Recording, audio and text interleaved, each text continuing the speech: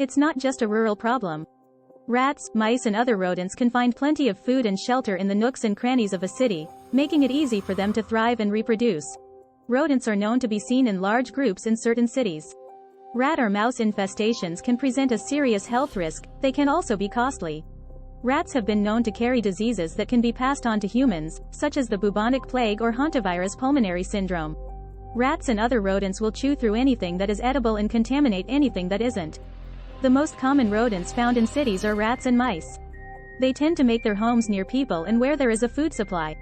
The reason for this is simple. These animals are notorious scavengers, looking for places where they can find shelter, warmth and plenty of food to survive on. Why do rats and mice live in cities?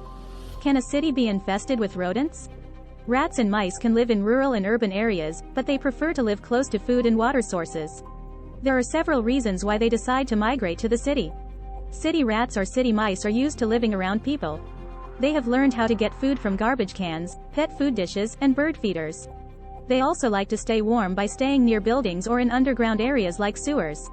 Mice and rats can easily make nests in walls, attics, and surrounding vegetation clumps.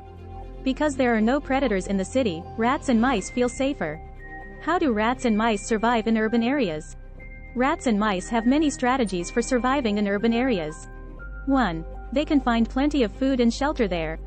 2. Rats are scavengers and can easily find food in the garbage cans and dumpsters that are common in cities.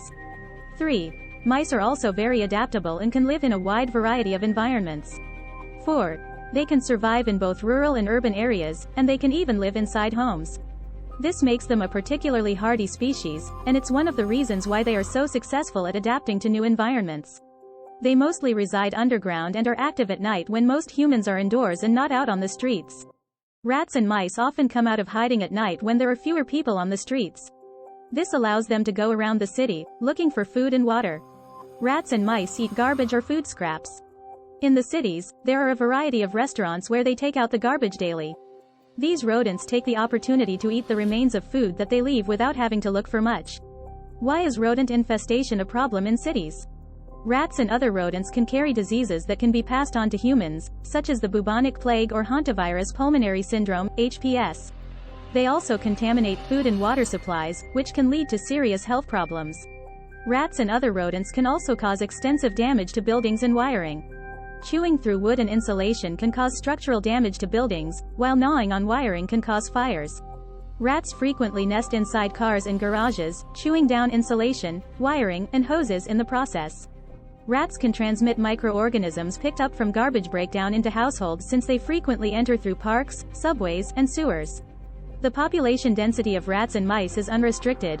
They're known as a R-adapted species in population biology since they grow quickly, have short gestation periods, and have a large number of offspring. How do cities control rats and mice?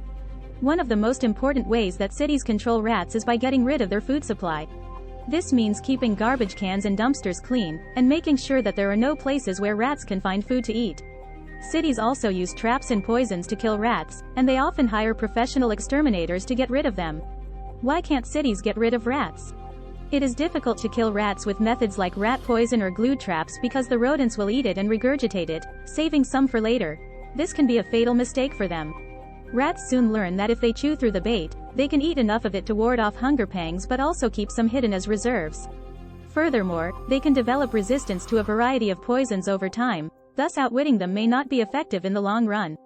Rats multiply quickly, which is another important difficulty. Although the waste mounds aren't shrinking, the city can make it more difficult for rats to get them by replacing typical trash compactors with mailbox-style openings. To get rid of a large part of the rats and mice, professional extermination and pest control professionals should be hired.